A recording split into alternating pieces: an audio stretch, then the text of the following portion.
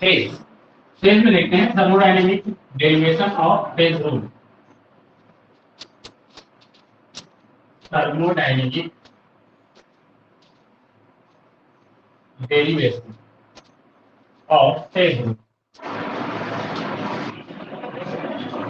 Phase rule का thermodynamic derivation ये क्या होता है, तो इसके बारे में बताया जाता है कि थर्मोडायनेमिक रूप से हम फेज रूल को कैसे एक्सप्लेन करेंगे, किस चीज को इसके अंतर्गत बताया जाता है। तो सबसे पहले इसके देखते हैं हम लोग इंट्रोडक्शन। तो इंट्रोडक्शन में बताया गया था, इसको किसने, कौन बताया था फेज रूल को?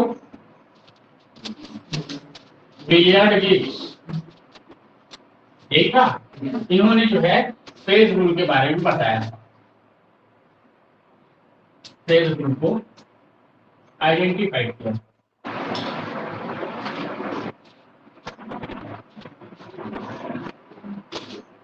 साथ ही साथ उन्होंने इसका डेफिनेशन क्या दिया था, और इसमें ये बताया था कि फेज रूल जो है, phase rule always, phase rule always किस पर अप्लाई होता है? क्या है? Heterogeneous system. ठीक है, यह हमेशा किस पर अप्लाई करते हैं हम लोग? Heterogeneous system. ठीक है, इसके बाद देखें according to rule. According to rule, rule के अकॉर्डिंग देखें तो क्या बताते हैं, तो इसमें बताया जाता है in a homogeneous system, in a heterogeneous system, in a heterogeneous system, in equilibrium, in equilibrium, the of sum of degree of freedom, लिख चुके हैं इसको, याद आ रहा है? Degree of freedom, the sum of degree of freedom and the number of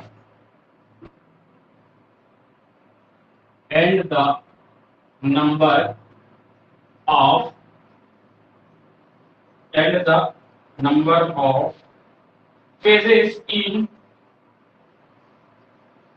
degree of freedom and the number of phases is equal to the number of component, equal to the number of component, equal to the number of component plus 2, plus 2। ये लिए थे। इसके basis पर हम क्या बता रहे थे कि जो नंबर ऑफ फ्रीडम है जिसको 8 से डिनोट करते हैं, पी जो है वह नंबर ऑफ फेज होता है, और दैट इज इक्वल टू होता है सी प्लस 2। ये देखेंगे जहां पे कौन क्या था, तो वेयर एफ क्या है, तो ये है number of degree of freedom, degree of freedom. दूसरा पी क्या है, नंबर ऑफ फेज। सी क्या है, नंबर ऑफ कंपोनेंट। ठीक है, और 2 जो है वो एक वेरिएबल, एक कांस्टेंट नंबर है। ठीक है, तो ये देखे थे। इसके बाद देखते हैं, अब इसमें हमको डेरिवेशन करना है किसका, तो फेज रूल का। तो अब इसके बाद इसका डेरिवेशन देखते हैं कि किस प्रकार से हम इसका डेरिवेशन कर सकते हैं। तो डेरिवेशन लिख लो यहाँ पे, डेरिवेशन। अब डेरिवेशन में हम क्या बताते हैं, तो डेरिवेशन बताते हैं लेट अस कंसीडर अ, देखो तो एक हेटेरोजीनस, एक हेटेरोजीनस सिस्टम कंसीडर करते हैं, कंसीडर करते हैं, एक हेटेरोजीनस सिस्टम कंसीडर करते हैं जिसमें सिस्टम जिसमें कंपोनेंट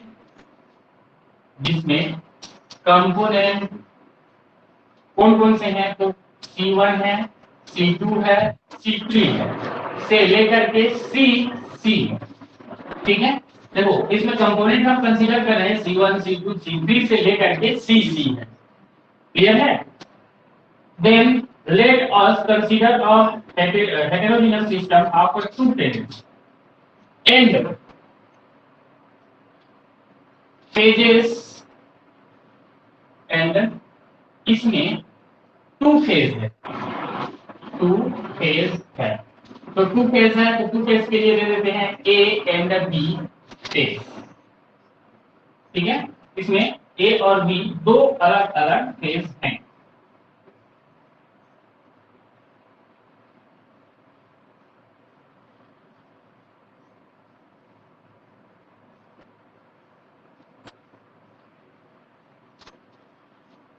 इसका केमिकल पोटेंशियल, इसका क्या है, केमिकल पोटेंशियल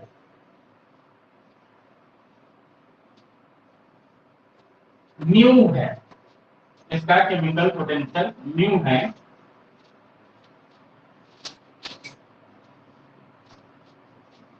तब इसमें देखिए हम आइडेंटिफाई कर सकते हैं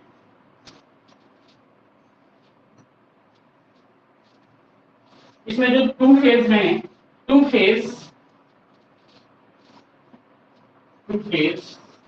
आर कंटेनिंग या are containing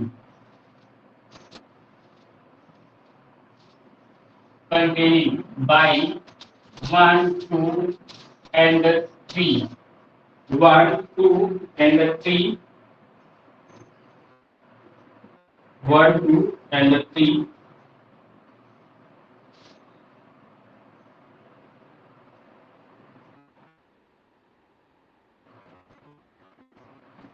in equilibrium।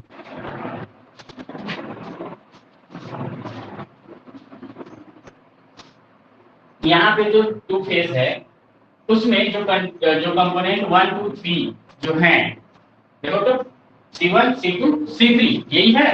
CC क्या है, द्वनांक है, उसको छोड़ देते हैं। उसमें क्या है, तो 1, 2 और 3 जो है वो कैसे हैं एक दूसरे से, तो एक दूसरे से वे कैसे हैं, इक्विलिब्रियम में। ठीक है, आगे देखिए, तो आगे इसमें बताया जाता है कि the chemical potential mu this component in a two phase can be represented। हाँ, इस आधार पर हेटेरोजीनस सिस्टम के केमिकल पोटेंशियल न्यू को टू फेज के बेस पर रिप्रेजेंट किया जाता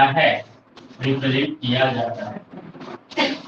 तो देखो, तो टू कंपोनेंट है, टू फेज है, तो इसको क्या करते हैं हम लोग, उसके केमिकल पोटेंशियल को रिप्रेजेंट जब करेंगे तो वो कैसे रिप्रेजेंट करेंगे, तो उसको ऐसे रिप्रेजेंट करेंगे। देखो तो दो फेज हैं, तो chemical potential of component 1 A phase के लिए, chemical potential of 2 A phase के लिए, component 2 chemical potential of 3 A phase के लिए। देखो तीन इसके क्या हो गए, कंपोनेंट हैं, उसके बेसिस पर उसका केमिकल पोटेंशियल बताए हैं। तीन कंपोनेंट हैं, 1 कंपोनेंट, 2 कंपोनेंट एंड 3 कंपोनेंट, और फेजेस देखो तो फेज 2 हैं, तो इसको मैं क्या किया, ए के बेसिस पे बनाया। ऐसे ही 3 केमिकल पोटेंशियल और हमको मिलेंगे जो कि बी फेज के लिए। क्लियर है? तो यही चीज यहाँ पे लिख सकते हैं, chemical potential 1 for B phase, chemical potential 2 for B phase, chemical potential 3 for B। तो टोटल यहां से हमको कितने, तो 6 केमिकल पोटेंशियल प्राप्त होंगे, 6 कंपोनेंट इन 2 फेज के। रहने को 3 कंपोनेंट है, लेकिन 6 कंपोनेंट इन 2 फेज, दो फेज को मिलाओगे तो उसमें टोटल कितने कंपोनेंट हैं? तो 6। एक फेज में 3, एक फेज में। क्लियर है? तो इस बेसिस पर हम इसको देखेंगे।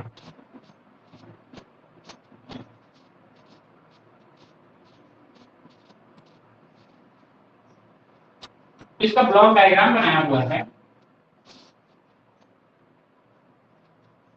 ये, और इससे है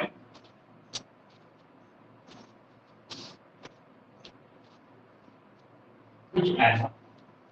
इसमें क्या दिया है? ये ए है, ये बी, ये सी, ये डी। डी के बाद है ये हमारा पी। पी है फेज। फेज को लिखा है पी, है ना? तो ये क्या करता है? तो इधर फेज जो है वह इंक्रीज हो रहा है, और इधर जो है कंपोनेंट इंक्रीज हो रहा है। कंपोनेंट इंक्रीज, तो देखो, तो फेज जिधर इंक्रीज होगा तो फेज फेज क्या होगा? C1 है यहाँ पे, C1 यहाँ भी होगा। ये दोनों क्या है बोल रहे हैं कि एक दूसरे के इक्विलिब्रियम में होंगे। C1 कम फेज ए के लिए, C1 फेज बी के लिए। क्लियर है? ऐसे ही यहाँ पे देखोगे तो C2 for phase A, C2 for phase B. ऐसे ही देखोगे तो C3 फेज ए और C3 phase B.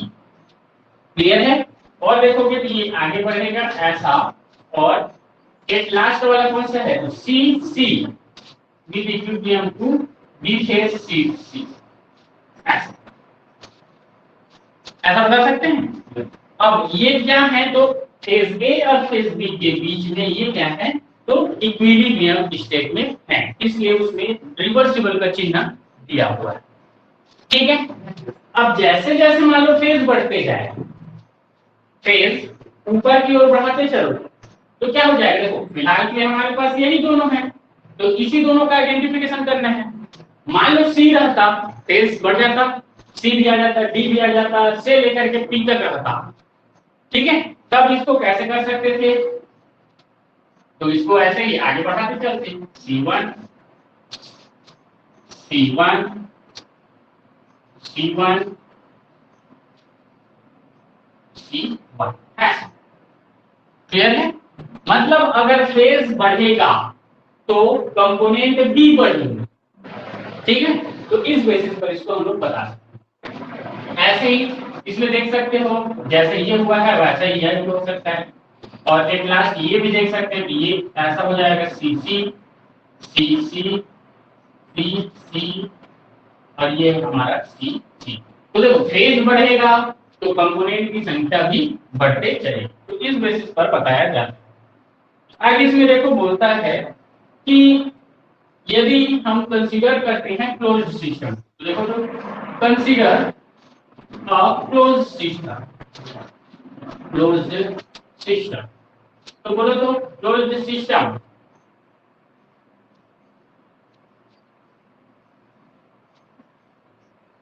Close system है। क्लोज सिस्टम में क्या है? तो क्लोज सिस्टम में है तथा इक्विलिब्रियम स्टेट में है।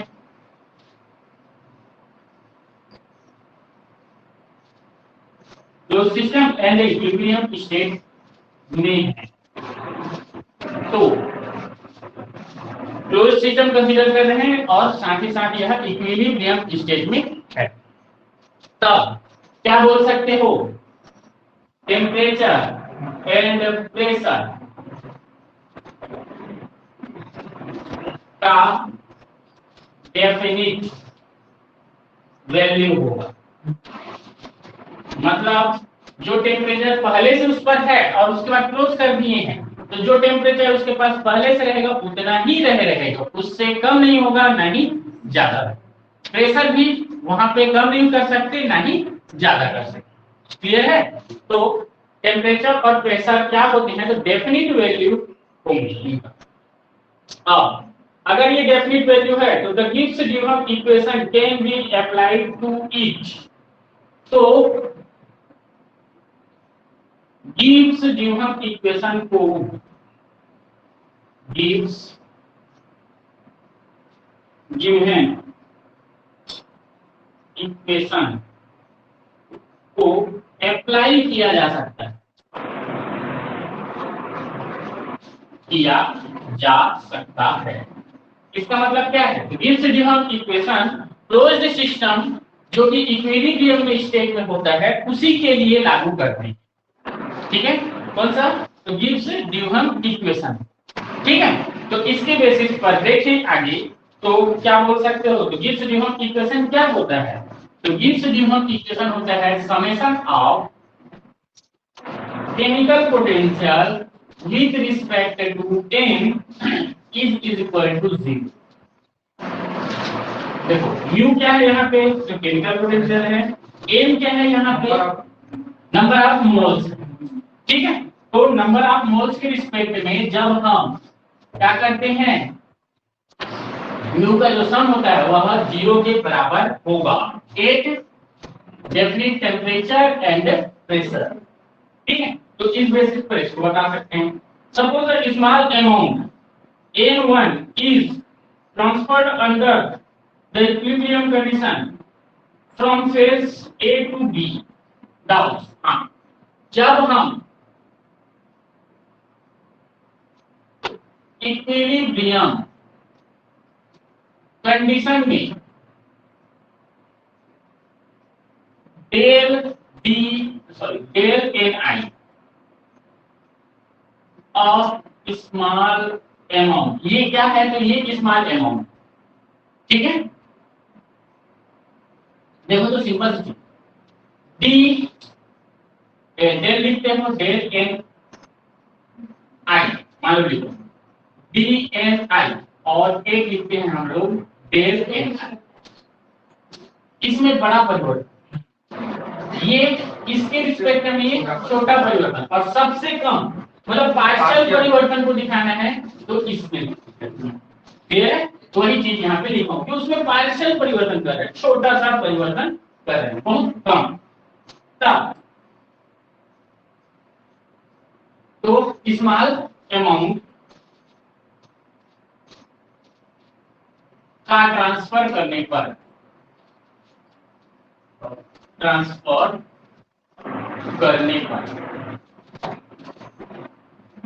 करने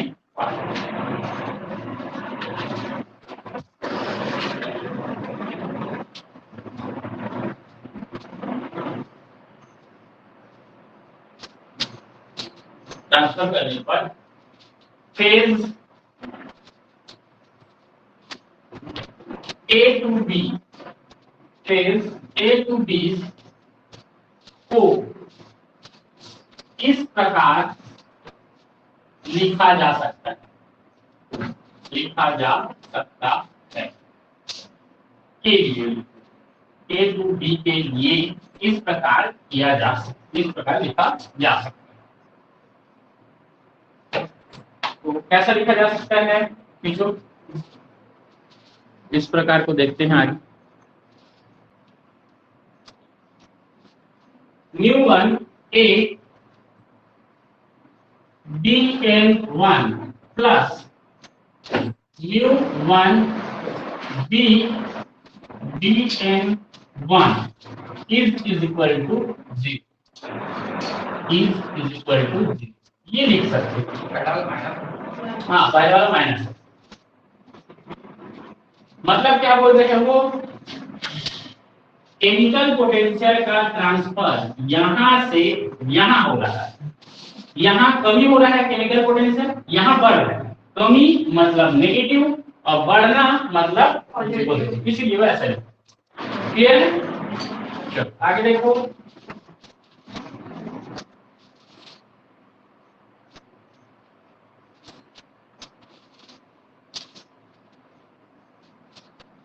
इसको क्या कर सकते हैं हम लोग? तो देखो, तो एक तो कॉमन है यहाँ पे, है ना? दोनों में मल्टीप्लिकेशन है, तो माइनस μ1 A प्लस μ1 B, और इनके कॉमन में रहेगा dn1 इज इक्वल टू 0। ये होगा।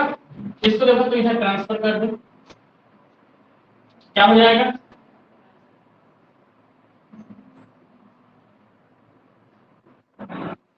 क्या हो जाएगा? 0 है। कैसे 0 हुआ?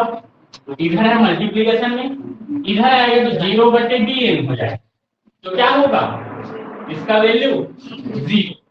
ठीक है, तो ये हो गया 0।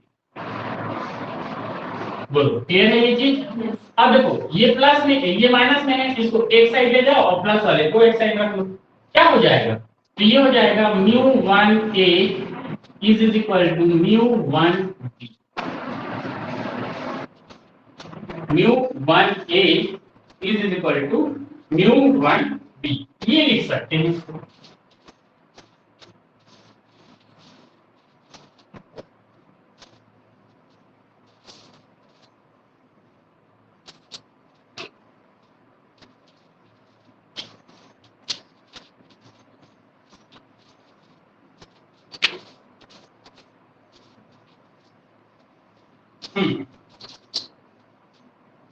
इस इक्वेशन से हम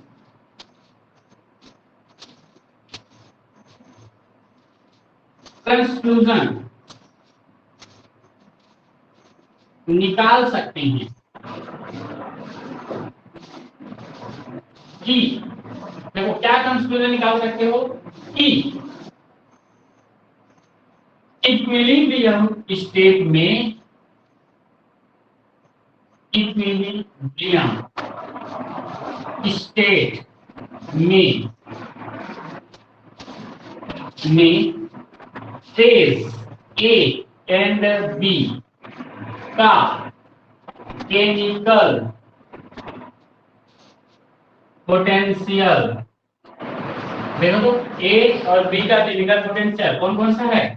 μ1 एंड μ1 एंड μ1, दो फेज के लिए है ये, ए के लिए ये है और बी के लिए ये है। ऑलवेज इक्वल होता है, ऑलवेज इक्वल होता है, ऑलवेज इक्वल होता है।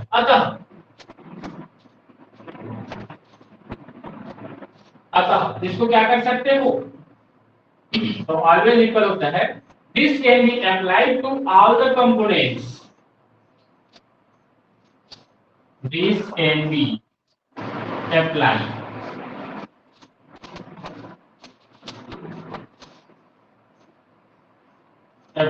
to all components,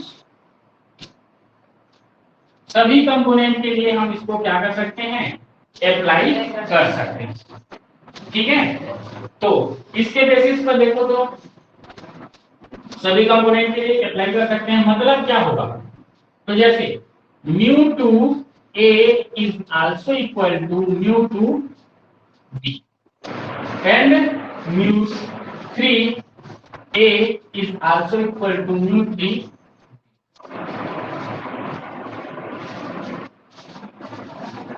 ये देखो तो ये लिखे किसके लिए है? कंपोनेंट 1 के लिए, तो ये कंपोनेंट 2 के लिए हो गया, ये कंपोनेंट 3 के लिए। क्लियर है? दो फेजेस में, तो इस बेसिस पर इसको हम लोग देखते हैं।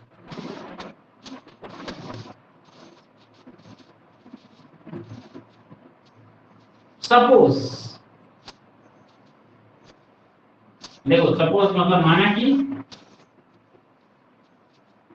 यदि सिस्टम में 3 फेज है, 3 फेज ए बी सी है, मान लो हम सिस्टम को ऐसा मान लेते हैं कि इसमें 3 फेज उपस्थित है, ए उपस्थित है, बी उपस्थित है और सी उपस्थित है। तब क्या होगा? तो पर्टिकुलर कंपोनेंट के लिए अलग अलग केमिकल पोटेंशियल प्राप्त होगा, जो कि इक्वल हो। कहने का मतलब समझ में आया? अगर कंपोनेंट की संख्या मान लो 3 है, ठीक है, ए है, बी है और सी है, तो तीनों के लिए अलग अलग केमिकल पोटेंशियल मिलेंगे। कौन कौन से मिलेंगे? तो ये देखो, तो कंपोनेंट 1 के लिए, 1 किसका है? तो ए के लिए, ठीक है। उसके बाद देखो कंपोनेंट बी, तो म्यू 1 बी, और क्या होगा कंपोनेंट 3, सॉरी कंपोनेंट तो 1 1 1 3 सब, ठीक है। लेकिन फेज ए के लिए म्यू 1 ए, फेज बी के लिए म्यू 1 बी, और फेज सी के लिए म्यू 1 सी, ये होंगे। और देख चुके हैं कि इसका रिलेशन 2 हो रहा था तो वो आपस में इक्वल थे, तो 3 भी रहेंगे तो भी ये आपस में क्या होंगे? इक्वल होंगे। तो इसको हम ऐसा लिख सकते हैं।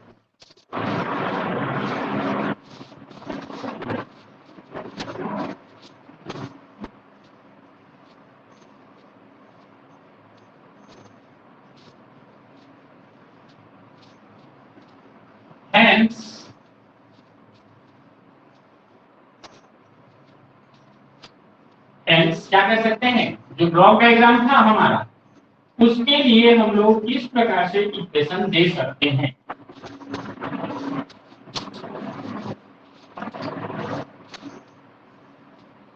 ब्लॉक डायग्राम के लिए हम निम्न रिलेशन के आधार पर, निम्न रिलेशन के आधार पर क्या कर सकते हैं? तो इक्वेशन दिया जा सकता है। और ये इक्वेशन क्या होंगे? तो इसको देखें, तो ये इक्वेशन होगा S। ये याद है, ये डायग्राम याद है, उसी को हमको लिखना है। तो कितने कंपोनेंट सिस्टम थे इसमें? 3। तो μ1a is equal to μ1b is also equal to μ1c, और एट लास्ट में क्या था? μ1c नहीं, p लिखा था ऊपर वाले, ऊपर में p लिखा था फेस को दिखाने के लिए। हाँ, तो ये था, क्लियर है? क्योंकि फेज दिखा है ना, ए फेज है, बी फेज था, सी फेज था, डी फेज था, उसके बाद p लिखा था, तो ये लिख दिया। ऐसे ही बोलो तो μ2a is equal to μ2b is equal to μ2c to μ2d, बोलो क्लियर है? और आगे देखो तो इसको, और आगे देखो, मैं छोड़ दे रहा हूँ C3 यानी थर्ड कंपोनेंट, है ना, डायरेक्ट आगे आ जा रहा हूँ। तो आगे क्या लिख सकता हूँ? लास्ट में क्या था कंपोनेंट का? μc a एफ के लिए, उसके बाद क्या था? That is equal to mu C B is equal to mu C C, और ये लास्ट में क्या आता है? Mu C T. बोलो ये लिखना समझ में आया कि नहीं?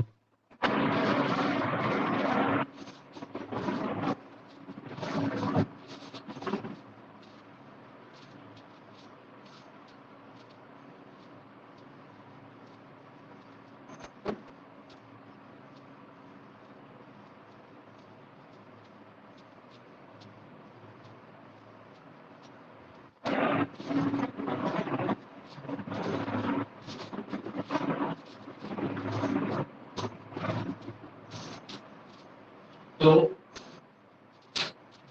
इन इक्वेशन से हम कॉन्स्टिट्यूट कर सकते हैं, कॉन्स्टिट्यूट कर सकते हैं सी बी माइनस 1, इसको कॉन्स्टिट्यूट कर सकते हैं सी बी माइनस 1। सी जो होगा, कंपोनेंट जो होगा वह पी माइनस 1।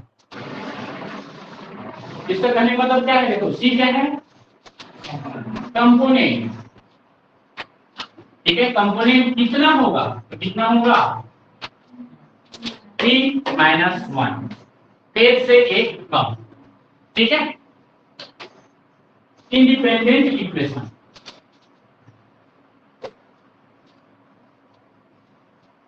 इंडिपेंडेंट इक्वेशन के बेसिस पर। How the degree of freedom must be equal to, इसलिए डिग्री ऑफ फ्रीडम एफ को हम लिख सकते हैं that is equal to F is equal to P C minus 1 plus 2 then C P minus 1।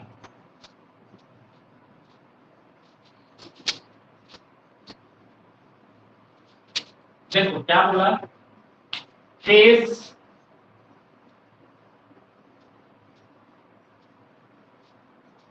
Constitute करें तो C जो है वह कंपोनेंट है, कंपोनेंट क्या होता है तो P माइनस 1 होता है, ठीक है, इंडिपेंडेंटली इक्वेशन के रूप।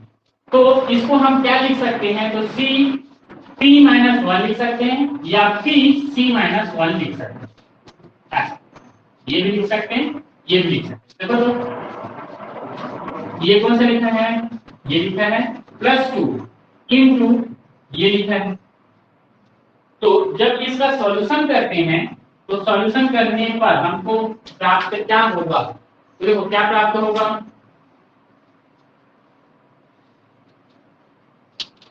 पीसी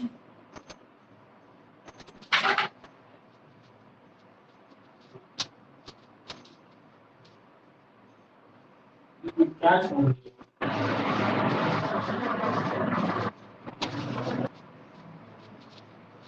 तो इसमें क्या है तो यहाँ पे है माइनस मान, तो देखो क्या होगा तो इसका मल्टीप्लिकेशन इसके साथ, इसका मल्टीप्लिकेशन इसके साथ, तो क्या हो जाएगा पीसी माइनस पी इंटू 1, तो माइनस पी हो जाएगा, ये हो गया, और +2 माइनस का माइनस सी पी के साथ मल्टीप्लाई कर दिए तो ये हो गया माइनस सी पी प्लस सी का माइनस सी का माइनस 1 के साथ, तो ये हो जाएगा +1।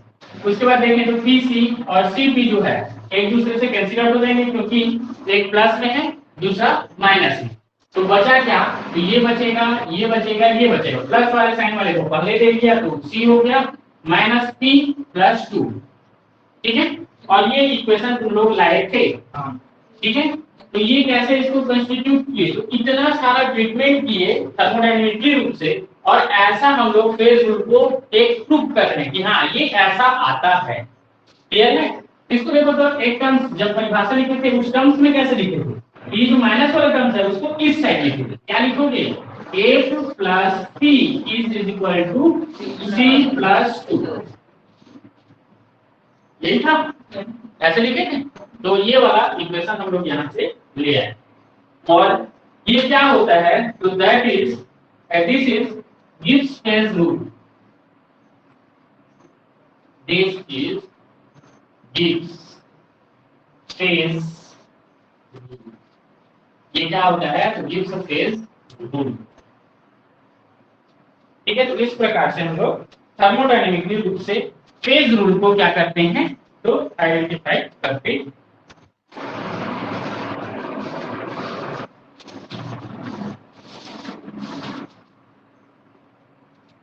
थ्री कंपोनेंट सिस्टम में आता है हमारा acetic acid chloroform water system. तो सबसे पहले इसका हम लोग इंट्रोडक्शन देख लेते हैं।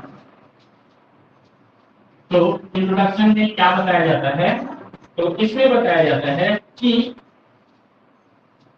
Acetic acid chloroform water system को थ्री कंपोनेंट सिस्टम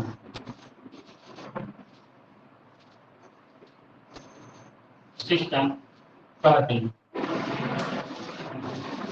ठीक है। इस सिस्टम को क्या कहते हैं हम लोग थ्री कंपोनेंट सिस्टम कहते हैं।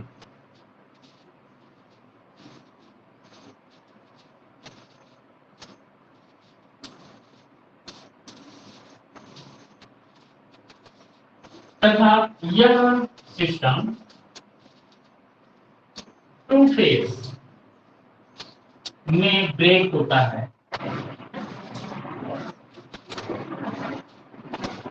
देखो तो इसका मतलब क्या है, टू फेज में ये ब्रेक होता है बोल रहा है, मतलब इसमें फेज की संख्या कितनी होगी, टू होगी। ठीक है, तो यह टू फेज में ब्रेक होता है मतलब टू होगी इसकी संख्या।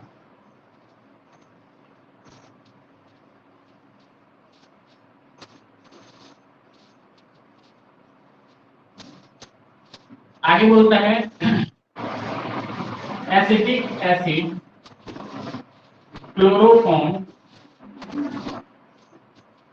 Water system.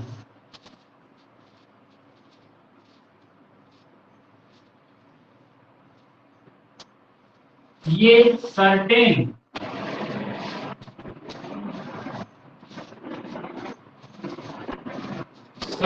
टेम्परेचर रेंज में, सर्टेन टेम्परेचर रेंज में होते हैं। मतलब ये क्या होता है, जो सर्टेन टेम्परेचर रेंज होता है उस पर ये उपस्थित होते हैं। मतलब ये कब उपस्थित होगा, तो ये लिक्विड सिस्टम है, लिक्विड हाँ acidic acid chloroform water system जो है वह क्या होता है, सर्टेन टेम्परेचर रेंज में प्रेजेंट होते हैं।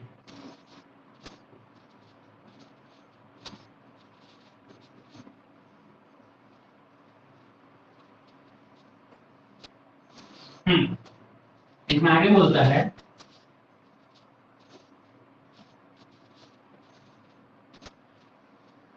CH3COOH CHCl3 और क्या है तो H2O सिस्टम में टू फेज में अमाउंट के आधार पर, अमाउंट के आधार पर एसिटिक एसिड CH3COOH लो अमाउंट में होता है। देखो क्या बोला रहा है ये समझ में आ रहा है। पहला बोला acetic acid chloroform water system को थ्री कंपोनेंट सिस्टम कहते हैं। आगे बोलता है कि यह सिस्टम टू फेजेस में ब्रेक होता है, टू लिक्विड फेजेस में, टू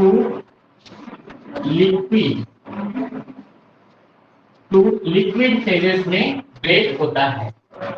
ठीक है, acidic acid chloroform water system एक सर्टेन टेम्परेचर रेंज में ये प्रेजेंट होते हैं। ठीक है, मतलब एक पर्टिकुलर टेम्परेचर रहेगा तभी यह कंपोनेंट सिस्टम बनेगा, अन्यथा की स्थिति में यह ब्रेक हो जाएगा। क्लियर है। अगर बोलते हैं कि acetic acid chloroform water system में टू फेज में अमाउंट के आधार पर, ये जो सिस्टम है इसमें अमाउंट के आधार पर देखें तो सबसे लो अमाउंट होता है किसका, एसिटिक एसिड। ठीक है, और इस सिस्टम को हम इस डायग्राम के थ्रू समझ सकते हैं।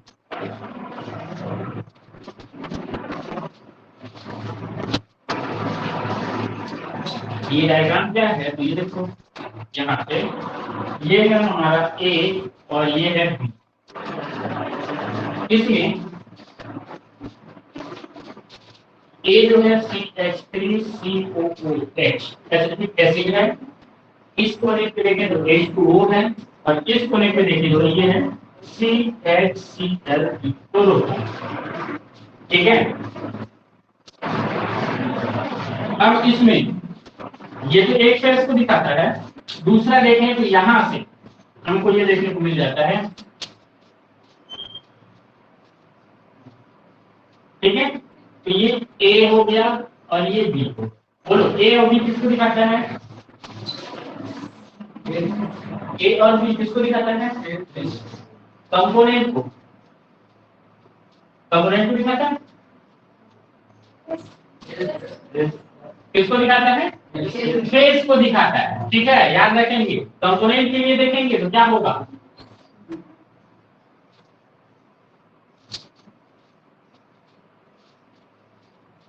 A1 ये हो गया हमारा A2 और ये हो गया हमारा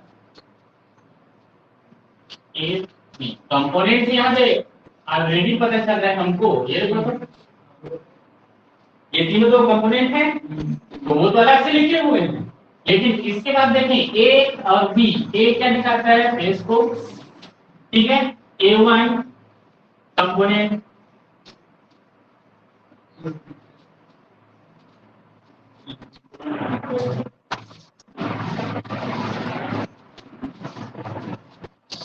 चलो आगे इसका एक्सप्लेनेशन होगा, उसके बेसिस पर देखेंगे। ये है हमारा B3, ये C, ये लास्ट में, ये है B2 और ये है हमारा B। यहाँ पे फेजेस देखें तो कौन कौन सा कहाँ फेजेस है, ये देखो तो इसमें ये वाला जो फेज दिख रहा है ब्लैक वाला, बीच में जो गिरा हुआ है डिब्बा टाइप का, ठीक है, ये वाला, ये क्या होता है, तो ये जो है दूसरा फेज होता है, टू फेज, ठीक है। और वन फेज कौन सा होता है, पहला फेज कौन सा है, ऊपर वाला, ये त्रिकोण वाला जो दिख रहा है यहाँ से लेकर के इतना, ये क्या होता है वन फेज, मतलब पहला फेज ये और सेकंड फेज ये।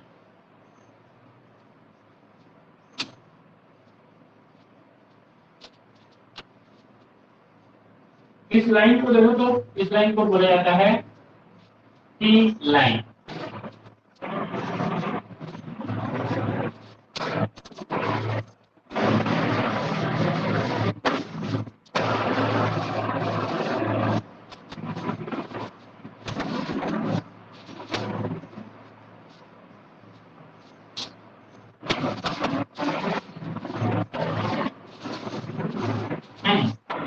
ये देखो मैं इसका ब्लॉक डायग्राम, अब ये फेज डायग्राम, इसके बेसिस पे अब हम लोग इसका आइडेंटिफिकेशन देंगे।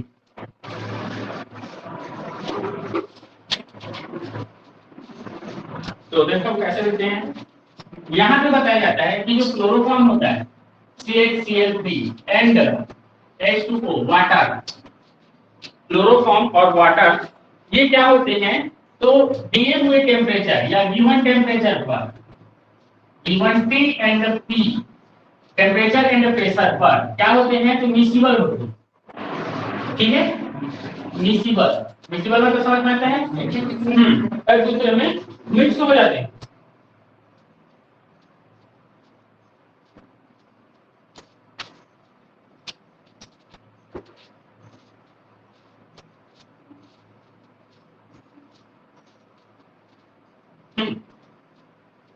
मिसिबल होते हैं, तो हम क्या करते हैं, तो CH3Cl एंड H2O को सेक करते हैं, सेकंड, सेकंड किसको बोलते हैं, पकड़ करके उसको मिलाते हैं, ठीक है, अच्छे से मिलाते हैं, तो उससे क्या होगा, सेक करने से CH जो क्लोरोफॉर्म है और वाटर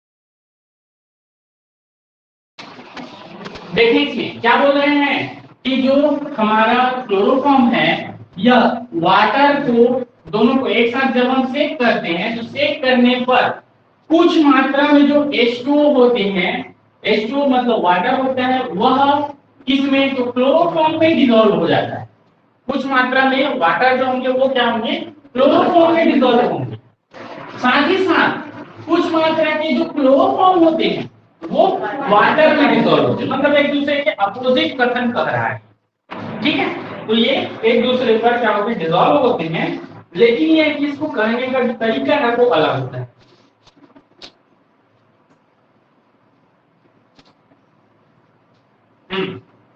इसमें डिसॉल्व होने के कारण लिक्विड पर या लिक्विड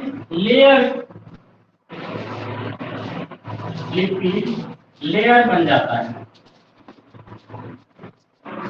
का फॉर्मेशन हो जाता है, का फॉर्मेशन, हो जाता है, लिक्विड लेयर का फॉर्मेशन होगा।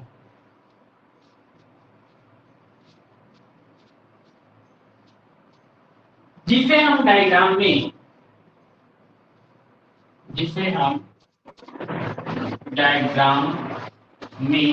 ए से बी में दिखाए हैं। देखो ए से बी जो दिख रहा है कंप्लीट, अगर क्या है कंप्लीट क्लोरोफॉर्म वाटर और एसिटिक एसिड सिस्टम है, तो उसमें ए से बी जो लेयर दिख रहा है वह लेयर कहलाता है लिक्विड लेयर।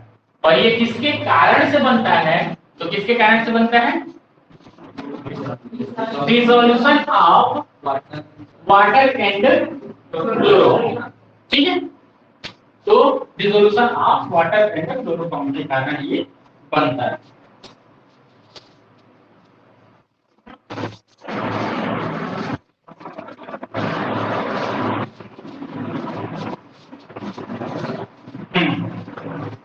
अब इसमें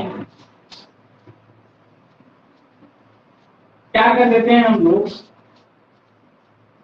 small amount of acetic acid को जब हम ऐड करते हैं, small amount of acetic acid जो है उसको ऐड करते हैं,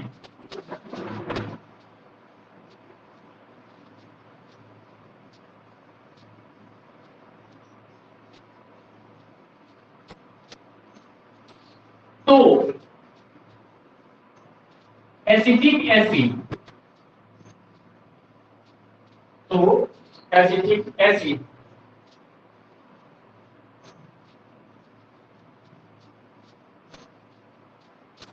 acetic acid chloroform and water के साथ ग्रेटर मिसिबल हो जाता है। देखो क्या बोल रहे हैं, यह क्लोरोफॉर्म और वाटर के साथ क्या हो जाता है, तो मिसिबल हो जाता है। मतलब क्या है, कुछ अमाउंट में एसिटिक एसिड हम डाल दिए जो सिस्टम था उसमें, तो वह क्या करता है, तो वह क्लोरोफॉर्म और वाटर के साथ में ग्रेटर मिसिबल होता है, मतलब अच्छे से उस पर मिक्स हो सकता है।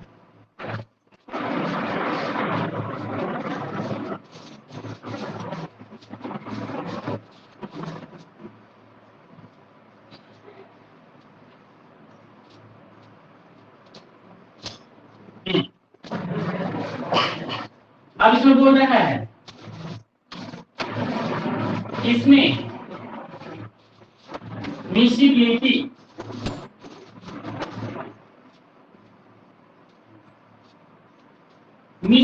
इसमें मिसिबिलिटी जो है वह इंक्रीज होता है,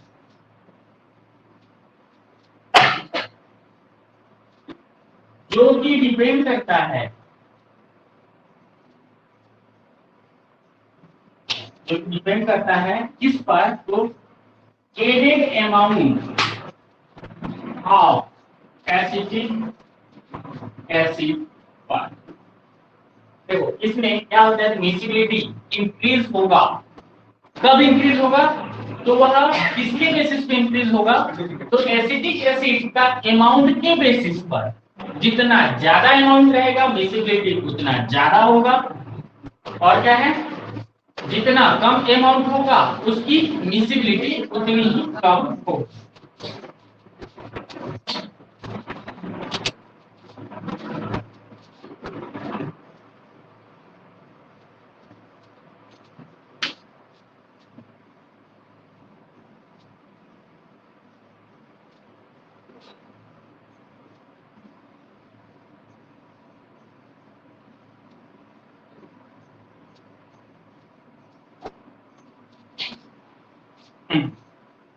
अब इसे बोलता है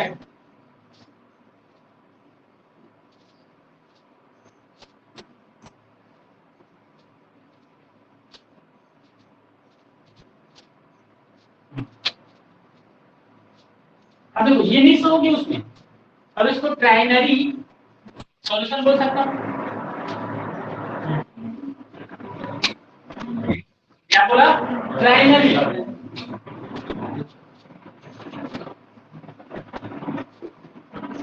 बाइनरी सुने हो? बाइनरी मतलब दो, ठीक है। मिक्सचर बोल रहा हूं तो अनिश्चित मात्रा में मिलाया जाए, दोनों कंपाउंड को अनिश्चित मात्रा में अगर मिला दिया जाए तो उसको हम लोग बोलते हैं बाइनरी मिक्सचर। क्लियर है? सॉल्यूशन बोल रहा हूं तो निश्चित मात्रा में तीन अलग अलग कंपाउंड को मिला दिया जाए, ठीक है, तो उसको हम क्या बोलेंगे? ट्राइनरी सॉल्यूशन कहेंगे। क्लियर है? तो यहां पे मैं बोलना चाह रहा हूं क्या, तो इसमें बोलना चाह रहा हूं, देखो, इफ सफिशिएंट, ये तो हो गया,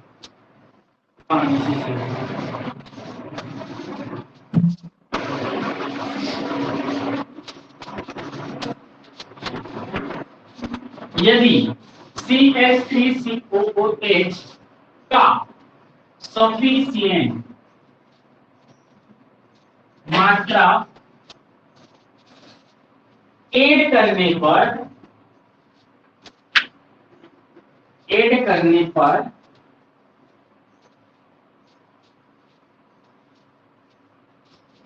2 लेयर, जो 2 लेयर रहता है, जो 2 लेयर होता है, वह किसमें चेंज हो जाता है?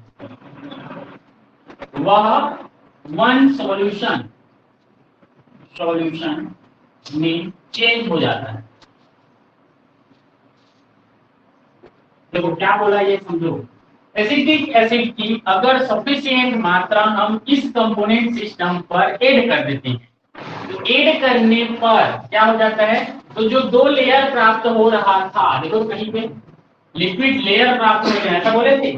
तो होता क्या है, ये देखो, पहले हम लोग 2 चीज को मिलाए, तो यहाँ पे एक लेयर बना, जैसे ये था H2O और था ये CH3 ये था, इसके बीच में क्या था? लेयर प्राप्त हो रहा था। तो ये कब प्राप्त हो रहा था? अगर वाटर में क्या था, क्लोरोफॉर्म मिल रहा था, तब जो है वो नीचे था, और दूसरा देखें तो क्लोरोफॉर्म में वाटर जो मिल रहा था वो ऊपर था। तो देखो क्या हो गया था, बीच में एक लेयर बन गया। क्लियर है? इसी प्रकार से अब क्या है, एसिटिक एसिड मिलाए हैं, तो एसिटिक एसिड मिलाए हैं, तो ये एक और आ गया, समझ में? ठीक है, तो इस पर हमको एक लेयर ये, एक लेयर ये, 2 लेयर हमको प्राप्त हो रहे थे। वो अगर एसिटिक एसिड का सफिशिएंट मात्रा हम उसमें ऐड कर देते, तो ऐड करने पर ये जो दोनों लेयर हैं, ये वाला लेयर और ये वाला लेयर जो है वह भूल जाता है ऐसे, और भूल करके एक सॉल्यूशन देता है। वही चीज बोल रहे हैं यहाँ पे, एसिटिक एसिड की सफिशिएंट मात्रा ऐड करने पर 2 लेयर होता है, वह वन सॉल्यूशन में चेंज होता है। चलो क्लियर है क्या चीज? तो यही चीज यहाँ पे इस चीज को बताया। आगे देखें, तो आगे में इसमें बताया जाता है, hence by adding of acetic acid composition of a 2 trinary conjugated solution will be given by this point. हाँ, hence फाइनल चीज लिखते हैं हम लोग। तो क्या होता है, तो इससे हमको ऐड करने से, एसिटिक एसिड ऐड कर रहे हैं, तो वह क्या करता है, तो वह 2 ट्राइनरी, हेंस 2 ट्राई टर्नरी बोलते हैं, टर्नरी, बाइनरी, टर्नरी, बाइनरी और टर्नरी। टर्नरी मतलब 3 वाला, है ना? तो ternary conjugated solution, conjugated solution two, क्या बोल रहे हैं, 2 टर्नरी कंजुगेटेड सॉल्यूशन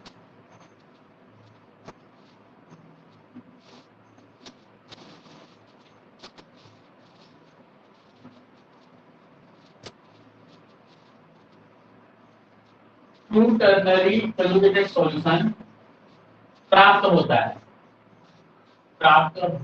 है, जिसे पहले वाले को A1 दिया जाता है, दूसरे वाले को B1 दिया जाता है।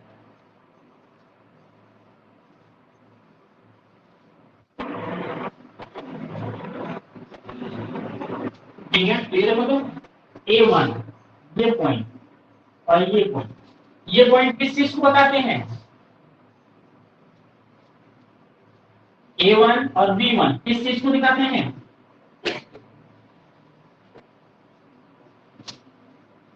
टर्नरी कंजुगेटेड सॉल्यूशन नंबर 1 और ये है हमारा नंबर 2। ठीक है, ये क्या है? तो सेकेंड है टर्नरी कंजुगेटेड सॉल्यूशन नंबर 2। दो सॉल्यूशन बन रहे हैं बोल रहे हैं यहाँ पे, तो A1 दिखाता है A को और दूसरा दिखाता है B। तो यही चीज है कि जैसे ही हम उसमें सफिशिएंट क्या मिला देते हैं, तो एसिटिक एसिड मिला देते हैं। एसिटिक एसिड के मिलाने पर हमको जो है जो 2 लेयर प्राप्त हो रहा था वह एक सॉल्यूशन में चेंज हो जाता है। और ये जो सॉल्यूशन होता है यह क्या होते हैं? तो टर्नरी सॉल्यूशन होते हैं। और टर्नरी सॉल्यूशन की जो संख्या होती है वो होती है 2। एक जो सॉल्यूशन होगा वह A1 से रिप्रेजेंट किया जाएगा और दूसरा जो सॉल्यूशन होगा वह B1 से रिप्रेजेंट किया जाता है।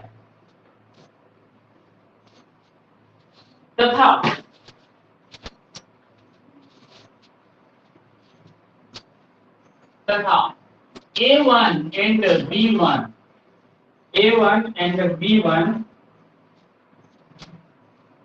को जोड़ने वाला स्ट्रेट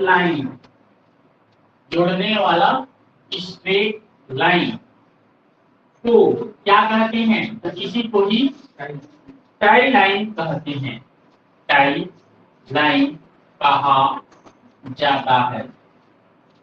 बोलो इतना तक क्लियर है कि नहीं?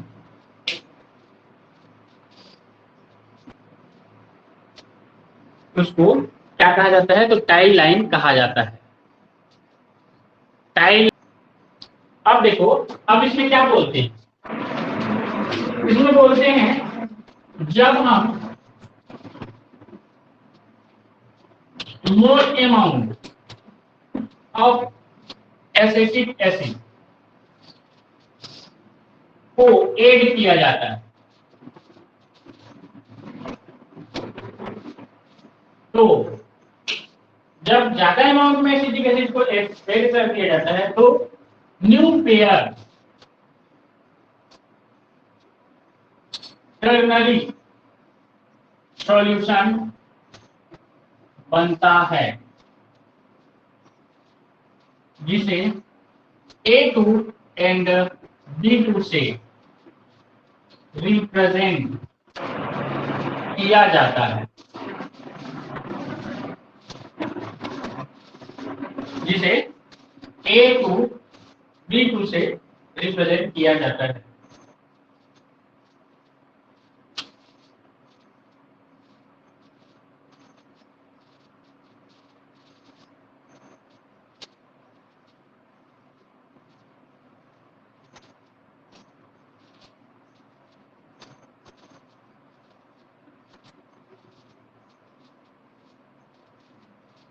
आगे बताता है ए बी लाइन जो होता है ये क्या दिखाता है, तो इसके बारे में बताया जाता है।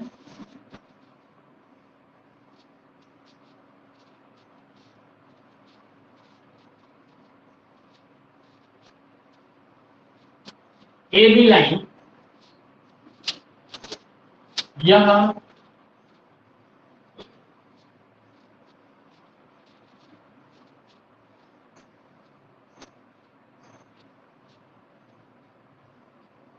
overall composition of H2O, overall composition of H2O का चेंज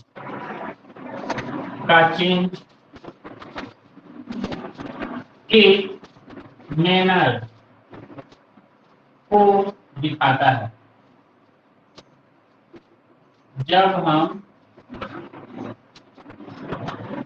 एसिटिक एसिड ऐड करते हैं तब देखो तो क्या बोल रहा है, ए और बी ये दिख रहा है ए और बी, ये एक लाइन है। यह क्या दिखाता है? तो यह दिखाता है ओवरऑल कंपोजिशन ऑफ H2O का चेंज। ओवरऑल कंपोजिशन जो H2O होता है उसका चेंज को दिखाते हैं, चेंज के मैनर को दिखाया जाता है। जब कब दिखाया जाता है? जब एसिटिक एसिड उस पर ऐड करके चलते हैं तब। ठीक है, तो ये क्या है? तो एसिटिक एसिड के ऐड होने पर जो बोला जाए कंपोजिशन में जो चेंज होगा, H2O के कंपोजिशन में चेंज होगा, उसके मैनर को एक्सप्लेन करता है ए और बी या ए बी लाइन। क्लियर है?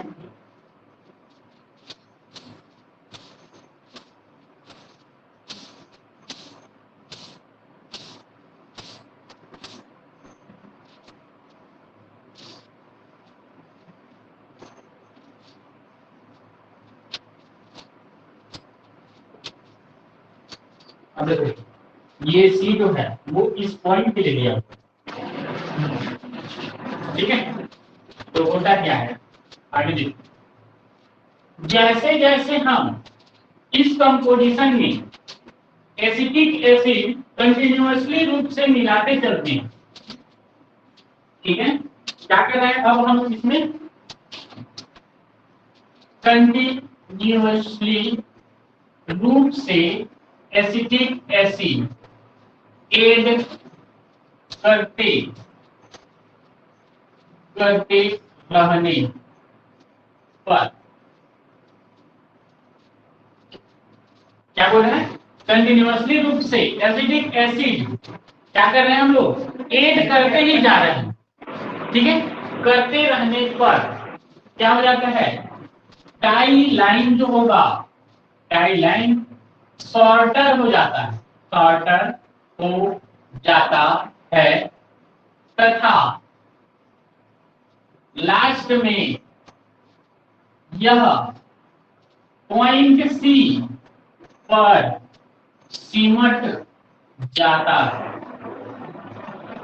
देखो कहने का मतलब क्या था? ये देखो तो A1 और B1 जो लिखे थे, यहाँ पे मैं क्या बोला था? कुछ अमाउंट में, सम अमाउंट में एसिटिक एसिड मिलाते हैं तब हमको टू टर्नरी सॉल्यूशन प्राप्त होता है। A1 और B1 और इसके बीच की लाइन को टाई लाइन ये बोले थे। दूसरा कंक्लूजन ये थे कि अगर एसिटिक एसिड की जो मात्रा है उसको ज्यादा मिलाते हैं, मोर मिलाते हैं, मोर लिखे थे, मोर एड करते हैं, तब हमको A2 और B2 प्राप्त होता है। ठीक है, अब एसिटिक एसिड कंटीन्यूअसली मिलाते जा रहे हैं, मिलाते जा रहे हैं, मिलाते जा रहे हैं और दे रहे हैं, दे रहे हैं, दे रहे हैं, तो वो किस में चला जाएगा? A3 B3 में। देन एट लास्ट ऐसा स्टेज आता है कि उसमें एसिटिक एसिड की मात्रा बहुत ज्यादा मिल जाती है, तो वह कहाँ आकर के रुक जाएगा? पॉइंट सी में आकर के रुक जाता है। टाई लाइन जो है वो पूरी तरह से शॉर्ट हो जाता है और सिमट जाता है कहाँ पे? पॉइंट सी पर। और इस पॉइंट सी को point C are called, point C are called क्या बोलते हैं इसको? Critical point. इसको बोला जाता है क्रिटिकल पॉइंट। क्रिटिकल पॉइंट या फिर इसको कहा जाता है फ्लैट पॉइंट। क्रिटिकल पॉइंट या फिर फ्लैट पॉइंट।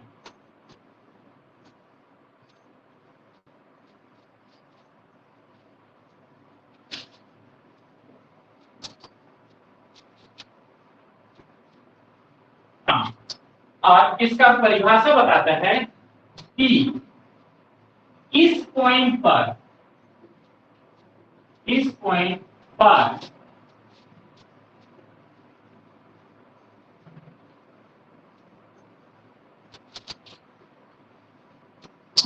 इस पॉइंट पर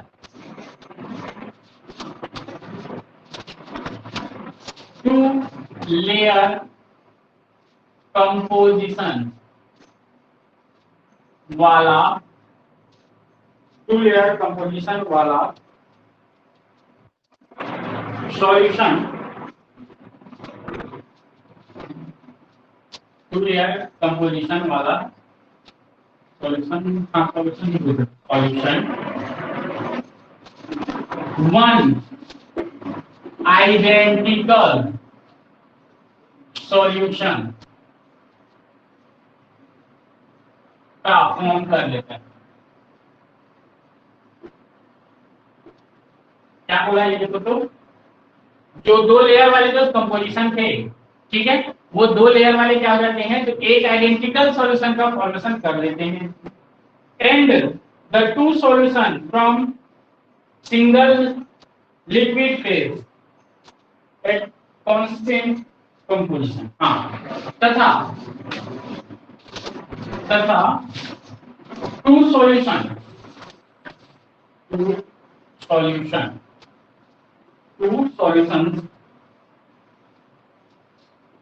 single two solution single liquid phase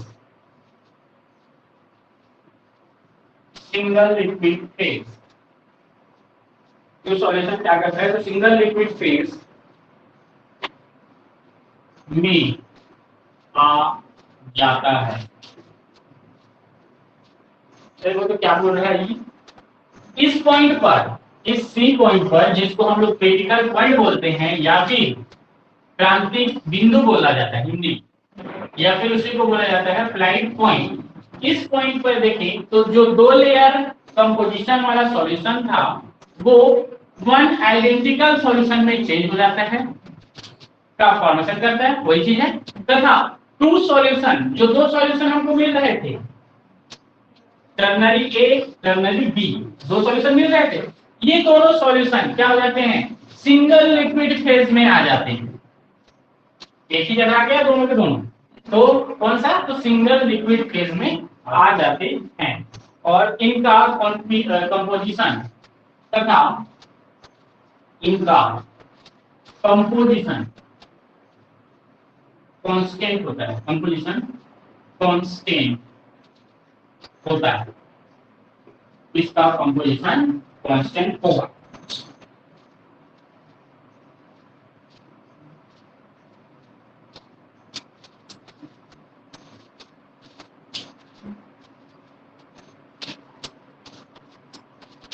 C B देखो तो, ये सी और बी, ठीक है, यहाँ पे बताया जाता है कि कर्व सी स्मॉल बी जो होता है,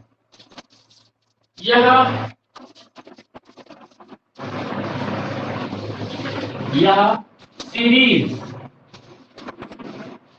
ऑफ मिसिबिलिटी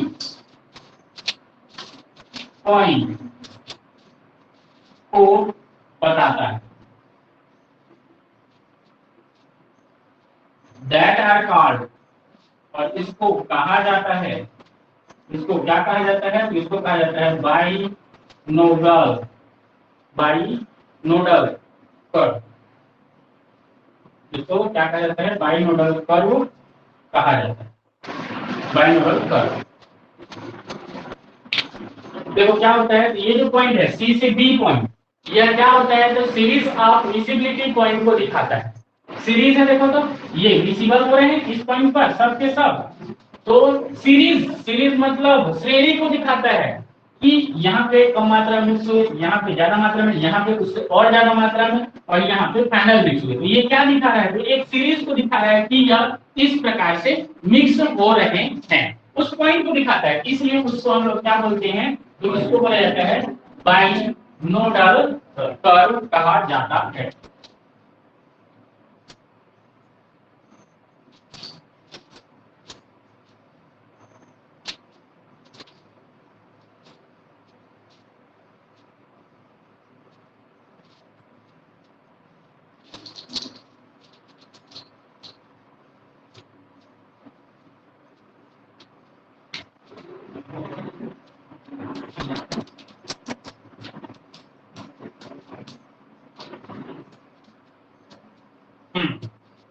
अब यहाँ पे देखिए, तो टाई लाइन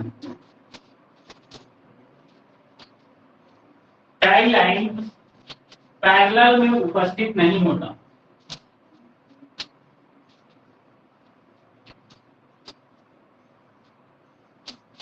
प्रेजेंट नहीं होते हैं, क्योंकि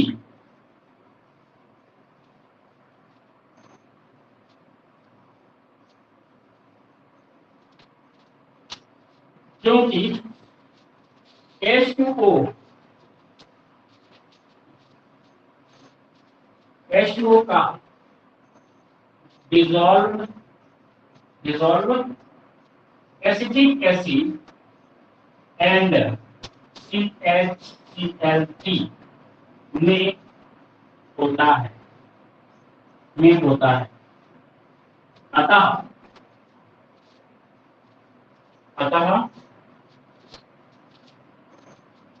slow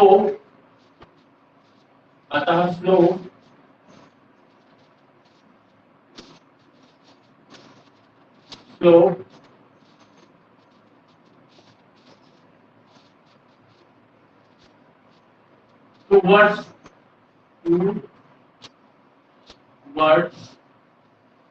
acetic acid H2O side होता है। तो इसका कहने का मतलब क्या है? टाई लाइन पैरेलल नहीं होते हैं, पैरेलल मतलब समांतर।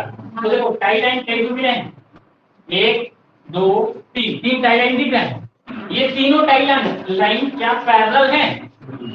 इधर देखो, इसका इधर का गेप ज्यादा है, इधर का गेप कम, इधर का गेप ज्यादा है, इधर का गेप कम है। पैरेलल नहीं है, पैरेलल मतलब एकदम समानांतर, समान अंतर में उपस्थित। ठीक, पैरेलल उपस्थित नहीं होते। क्यों नहीं होते? तो उसका कारण बोल रहे हैं। देखो तो H2O का जो डिसोल्यूशन है, ये H2O है, इसका डिसोल्यूशन एसिटिक एसिड और क्लोरोफॉर्म दोनों में होता है। ठीक है, तो दोनों में होता है, इसलिए अतः हमको क्या प्राप्त होता है? तो स्लोप प्राप्त होता है जो कि towards the acetic acid H2O होता है। क्यों? तो towards the acetic acid H2O कहने का मतलब है कि H2 एसिटिक एसिड में ज्यादा विलय होगा कौन? H2O, इसलिए ये स्लोप जो है थोड़ा एसिटिक एसिड की ओर उठा हुआ है, इसलिए स्लोप प्राप्त होता है। ये देखो, ये ऊपर है, ये भी ऊपर है, ये भी देखो, ये भी ऊपर है, ये इधर छोटा है, इधर बड़ा है। क्लियर है ये चीज? तो ये चीज यहाँ पे बता है।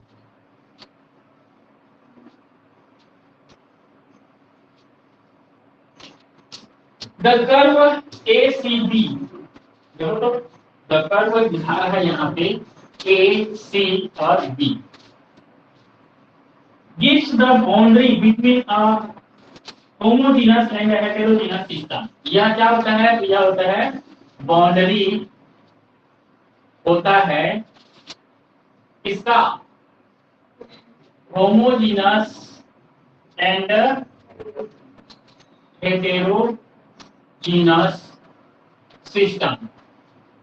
तो देखो ये वाला, ये इतना दिख रहा है, ये क्या होता है कि इतना वाला भाग जो है हेटेरोजीनस सिस्टम होता है, बाहर का जो भाग होते हैं वो क्या होते हैं? Homogeneous system.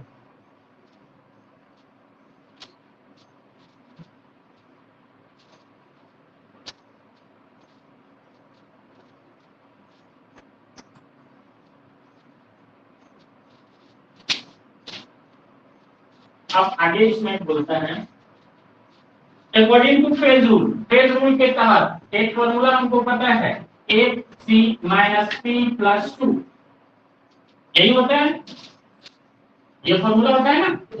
हाँ, डिग्री ऑफ फ्रीडम कितना होता है?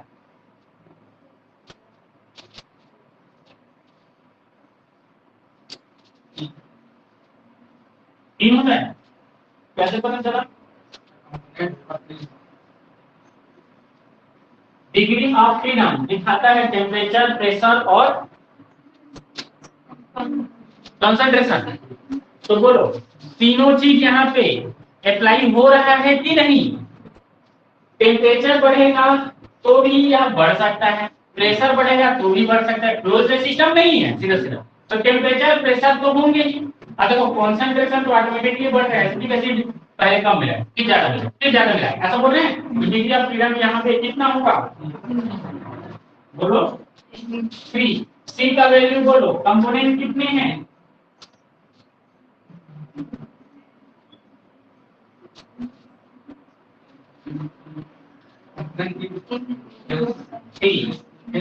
ठीक है, और स्पेस कितने हैं? देखो हम लोग ये निकाल लिए, है ना, ये हम अपने हिसाब से निकालें, लेकिन इसको हमको कैलकुलेशन करके निकालना है। किसको? इस चीज, क्योंकि एक का वैल्यू हमको देखो फिलहाल के लिए हम सोच करके बता दिए कि तीनों पर यह डिपेंड कर रहा है, लेकिन उसी के वैल्यू को हमको निकालना है।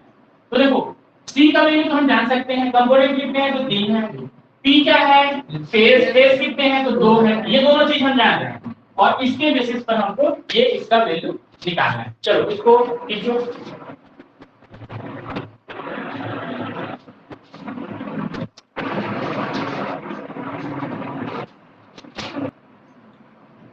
चलो किस लिए आगे बढ़े।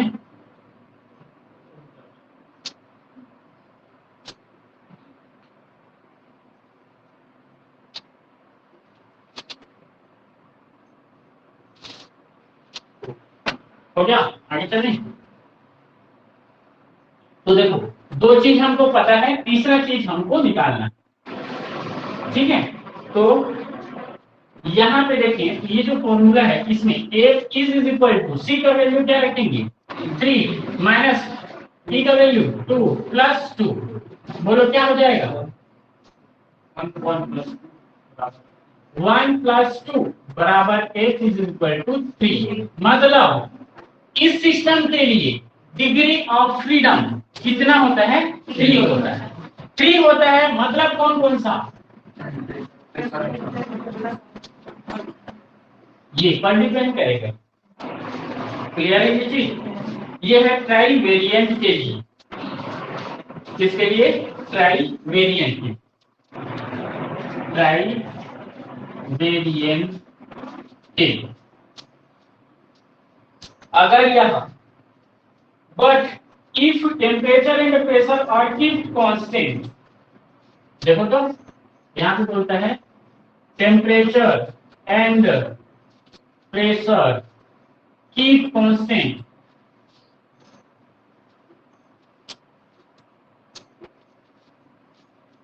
टेम्परेचर और प्रेशर को कांस्टेंट कर दे तो बोलो क्या हो जाएगा, फॉर्मूला क्या चेंज हो जाएगा इसमें HCP प्लस 1।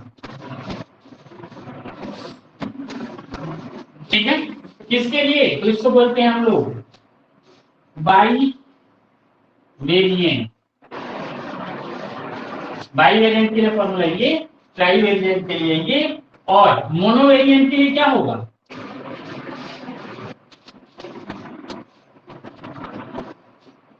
मोनो वेरिएंट के लिए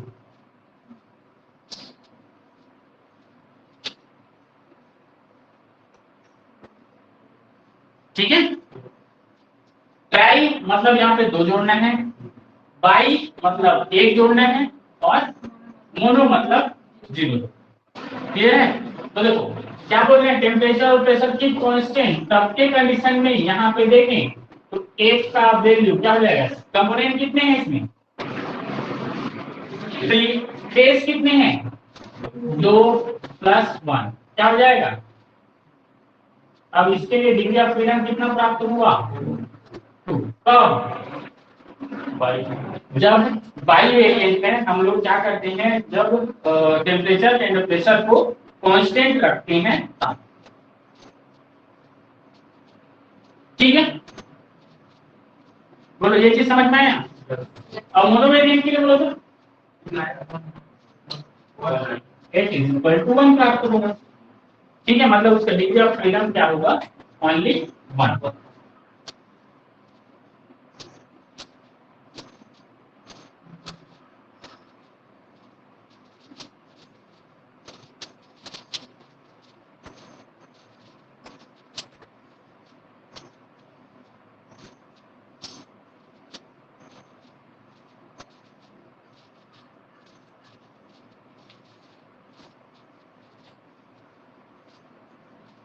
ठीक है, इतने में ये तुम लोग का लगभग फर्स्ट चैप्टर जो है कंप्लीट।